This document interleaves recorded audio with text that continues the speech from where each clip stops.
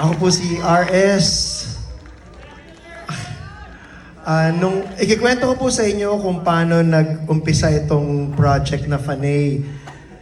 Nung nabalitaan ko po na pumanaw na ang ating minamahal na superstar, nasa ibang bansa po ako. At wala po akong way na makauwi kasi marami pong nakaschedule ng mga linggong yon. So nanonood po ako ng live nila sa Facebook. Parang I felt na paano ako makakabawi sa ating national artist. At tamang-tama, si Direk Adolf, na nakatrabaho ko na dati po sa Misterio de la Noche, nag-message sa akin na kung gusto ko daw makipagkita pag uwi ko sa Pilipinas at pag-usapan namin yung pelikula tungkol sa mga fans ni Nora Aunor. Hindi na ako nagdalawang isip. Alam ko, nung mga panahong yon, busy yung partner ko sa Lux White na si SV, Sam Versosa, sa pangangampan niya. Kaya hindi ko na siya tinawagan. Sinabi ko kay Adolf, sige, meet tayo.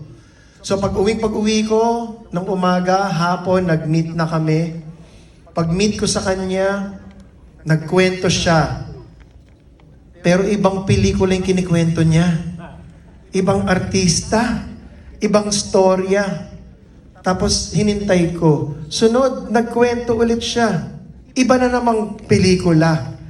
Iba na namang artista. Sabi ko, Direk, tigil mo yan. Gusto ko yung Nora. Ikwento mo sa akin yung fan ni Nora. Sabi niya, oh RS, sorry, nalito ko. Ito kwento ko sa'yo. May isang lola, ganito, ganyan, ganito, ganyan. Sabi ko, kalimutan natin yung first two. Yung storya mo sa fan ni Nora, go na yan. Gawin na natin yan para sa lahat ng nagmamahal sa national artist natin sa buong mundo. Gawin natin yan. Yan ang legacy project natin kasama si SV dito sa movie na to. Tinawagan ko mga kaibigan ko, Attorney Aldwin Alegre of AQ Films, Cecil Bravo of Intele Builders and Bravo Films. Sabi ko, hindi pwedeng hindi kayo kasama dito. Ngayon, tinanong nila, bakit ka passionate kay Nora? Ano ba ang connection mo kay Nora? Sabi ko, hindi ko siya matalik na kaibigan. Nakasama ko lang siya. Naalala ko way back nung 90s. 90s pa po. Inutusan lang po ako. Nasunduin siya sa bahay niya sa La Vista. Nanghiram ako ng kotse para sunduin ang isang superstar. Isang karag-karag na kotse. Paglabas niya ng bahay niya sa La Vista, hindi siya nagtanong kung sino ako, anong credentials ko, ano. Ang sinabi lang niya, ikaw po ba ang susundo sa akin? Sabi ko, oo. Hindi niya tinanong kung maganda ang kotse ko. Sumakay lang siya. At habang lumalabas kami ng La Vista, umilaw yung gas. Empty na.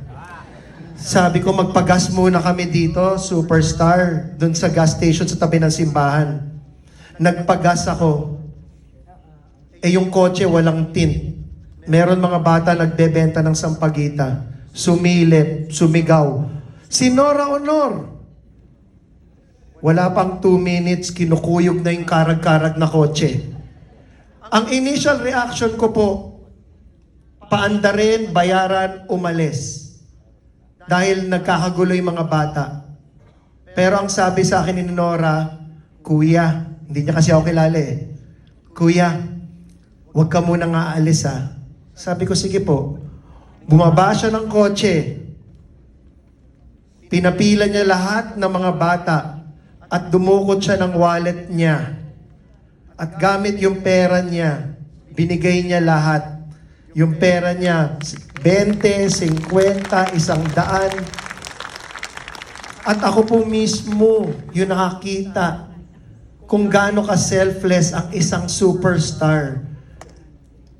Hindi niya tinigil ang pagbigay ng pera hanggang hindi naubos yung laman ng pitaka niya. At mula doon ko na-realize na kung bakit ang dami sa buong mundo nagmamahal sa kanya. Kaya isa ito, tong project na to. Salamat, Direk Adolf, Alex, at binigyan mo kami ni SV ng pagkakataon along with Cecil Bravo and Attorney Aldwin na magawa itong fanay. Gusto ko tawagin ang business partner ko, kasama ko sa Lux White, si Sam Versosa, also known as SV.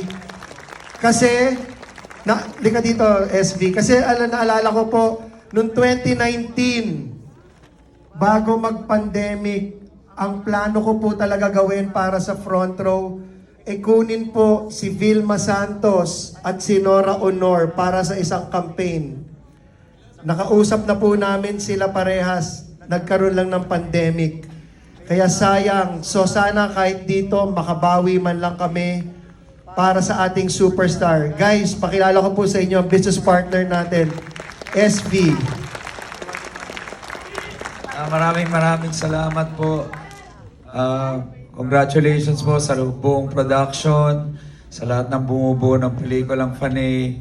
Of course, sa aking business partner si RS. Matagal na po niyang kinikwento ang kanyang paghanga kay superstar Nora Honor. At ngayon, nandito na po. Sana mag-enjoy tayo sa panonood at alalahanin natin lahat ng ambag ni Miss Superstar Nora Honor sa ating industriya.